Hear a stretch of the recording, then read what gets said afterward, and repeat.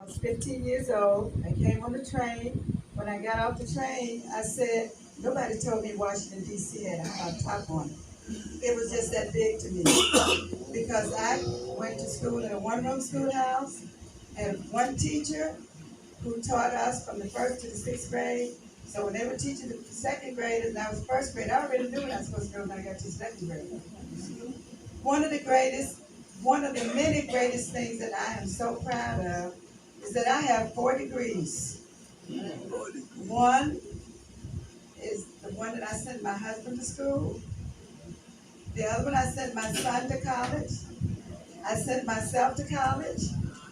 And I had a 5-year-old student who was special needs.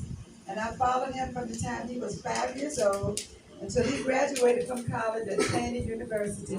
And I went to his graduation. I value education. I have taught every level from kindergarten up to adulthood. And the one thing that I have learned is that there's so much that I don't know. Young people need us. We need them. Today, and by the way, I am in school now. I teach at Dunbar, 9th, 10th, 11th, and 12th grade, and I teach them how to read. Many of them don't know how to read. Some of them come to you with certain things and you have to turn it around. Like one day the boy said, I'm going to smack you. And I said, it's going to be a right jab, a left jab, or what is it going to be? And they said, I think you have dementia. I said, I do. I have dementia. And then they said some things to me. I said, boomerang. So we turn whatever they're doing, turn it around. And today, I listen to some of the songs from the rap. And I can better understand now why some of the children are the way they are. They are programmed to do certain things. It is a learned behavior, and it's not always the mother. It's from the environment that they're in and the things that they value. So we need to continue to communicate with them because, believe me, they need us. And I thank you so much for this honor. And collectively, again, I'd like to again wish all of the mothers a beautiful, continued Mother's Day because I celebrate all the time.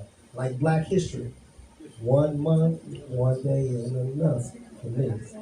And every day I think about my mother now. I've actually awarded my mother an award posthumously that I'm going to send all my brothers and sisters a copy of so that they can remember how great of a woman we had. And my mother, who came up from North Carolina, product of a sharecropper, 4th grade education, that raised 7 kids, all got degrees. Okay? That's right. So again, we celebrate all of the ladies, the women of excellence, and all of the mothers, because again, whether you went to college or whatever, and I give the Women of Excellence Awards because some women weren't blessed to have children.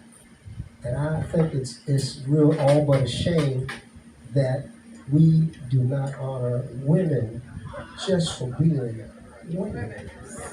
God did not bless every woman to have a child, but that certainly doesn't make them any less than any other woman who had a child. Because the aunt that raised me never had a child. But when my father got locked up and was in jail, she took me and my brother and raised us at the time I got married. And if it wasn't for her, I'd probably be out in the streets doing something I had no business. So I salute even the women who never became mothers. Please don't think that that's something to hold your head down. It was not intended for all of us to do the same thing everybody does. So we lift up, that's why I lift up all women. They deserve it. And right now, keep your hands going for each other, and thank you so much. Right now, we're going to turn over to the band, and let's see who can make some music that we call love. All right.